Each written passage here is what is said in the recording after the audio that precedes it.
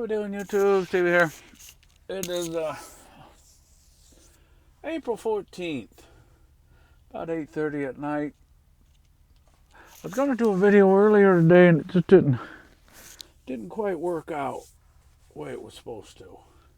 I was at a place that they're really strict about filming because well, I would call them Nazis, but they're not actually Nazis. They would be they're owned by a company or from Saudi Arabia. I was going to say a company from Saudi Arabia, but I think the government of Saudi Arabia owns everything. So that was in Mount Vernon, Sabic it was called. I used to get quite a bit of freight out of there, and they were always a little weird. Got to unhook your truck, and not really great. But now I pulled in there this week, and I said I hadn't been there for a year probably. Yeah, it's probably been close to a year. And you got to open your hood, and they look in your cab. They want to look in the side boxes. They got people walking along with mirrors. They look underneath it. And, look in the trailer. That's not a big deal. But, yeah, she even poked her head up in the cab. Is your curtains open? There's two people that inspect it. One on each side. And the guy was on the driver's side, and the girl was on the passenger side. And she said, "Is your curtains open?" And I said, "I think they are." And she opened I don't remember if I opened the door or if she opened the door. And she had a mirror on a stick. So I don't think she actually got up in there. She probably just looked to make sure there wasn't anybody back there. She said, "Is there anybody else in there?" And guns or it's crazy.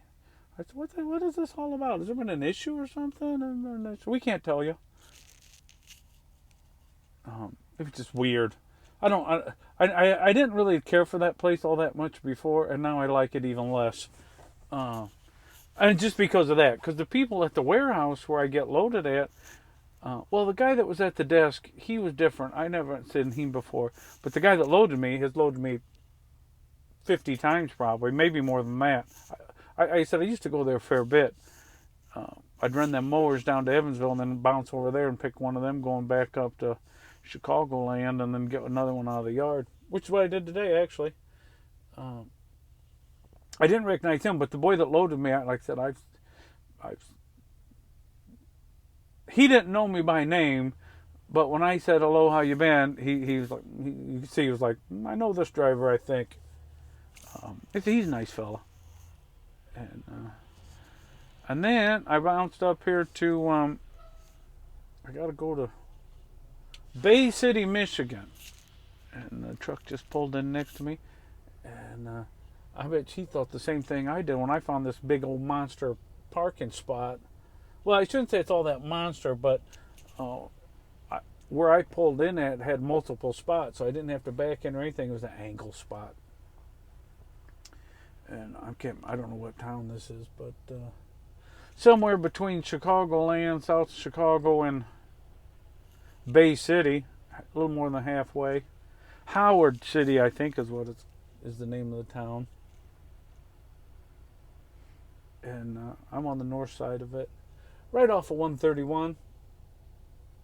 And this is actually, when you start getting up into this part of Michigan, this is where Michigan starts getting real pretty. You go cut across 94 down there, like between northwest Indiana and southwest Michigan, cut across 94 to Detroit. It's not that nice. It's okay. There's nothing wrong with it. It's just not. It's not really pretty. But when you get up north of Grand Rapids, that's when it starts getting really pretty, and a lot more trees and a lot more wildlife, and I haven't noticed really a difference in people. People from Michigan are generally very nice. I always say that I give Wisconsin just a little bit of the nudge. If I had to pick one of the two to live in, I always nudge a little bit towards Wisconsin because they have Quick Trips, the gas station Quick Trips, and such great supper clubs.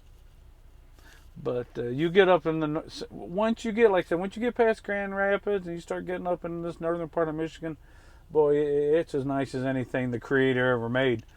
When you get up here, to my liking. But this is the kind of area that I really like. Trees and more trees and wetlands, and so it's right up my alley. So yeah, I am not. I'm like a pea in a pod up here. Now there is quite a bit of agriculture though. When you get into the southern part of Michigan, there's quite a bit of agriculture. But once you start, I was going to say, once you start getting up this way, a lot of it kind of thins out into, it looks like a lot of timber and things like that. And maybe a lot of timber might not have been an accurate statement. More timber would probably be a better statement. And actually, the truck that I'm parked right next to is a log truck, and he's got small logs. I mean, the bottom one's probably a 12-incher. And then there's a couple other ones in there that are close to 12 inches.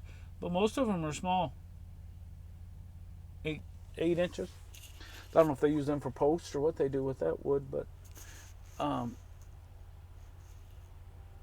and then industry, you guys, I think in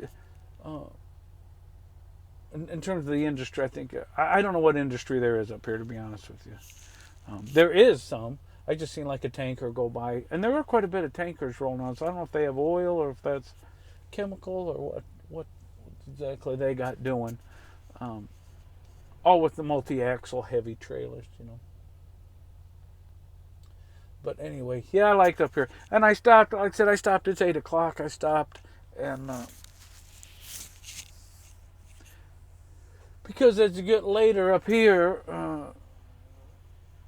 the deer get out poking around a lot more. And there's a lot more of them.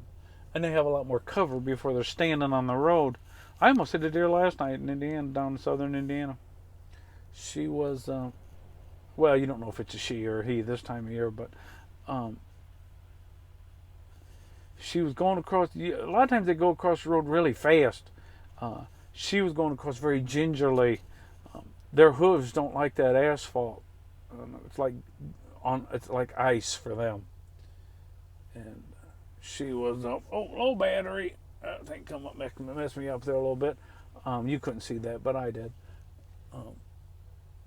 Yeah, but she got. I slowed down. And she got off the road, and thank God there wasn't anybody else coming behind her, or at least if they were staying off the road and letting me go by. And I seen several deer hit on the road today. Where they had been hit, dead deer. I bet I seen 20 from Evansville. Like, I'm up here in central Michigan now, and I started in Evansville this morning. Went to Mount Vernon, back up to Chicagoland, south side of Chicago, Markham, and then bounced over here to central Michigan. And yeah, I bet I seen 20 dead deer. And this one guy I used to work with, we ran nights, and so you'd see a lot of them out at nighttime. We ran a shuttle deal from Plymouth over to all the Quad Cities over there, right on the Mississippi. I can't remember the name of that town we went to. Rock Island, over to Rock Island, Illinois. And he said, "Boy, there's a lot of deer on the road tonight."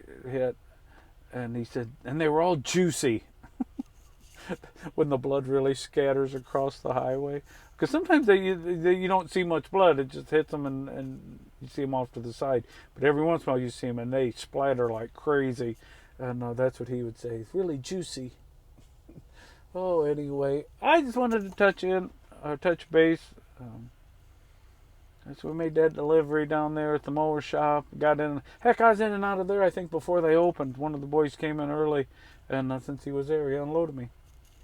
That's the nice thing about loading at the main office, because they're there at 7:30. And then bounced over there and dealt with those crazies at Sabic, and then up here, a dropping hook at Markham, and up here. So about as good as you can get. And if they give me a good reload out of Bay City tomorrow, we'll be all right. And if they get me unloaded, okay, that'd be better yet. But All right, everybody. God bless, and we will talk again soon. And hope everybody had a great day.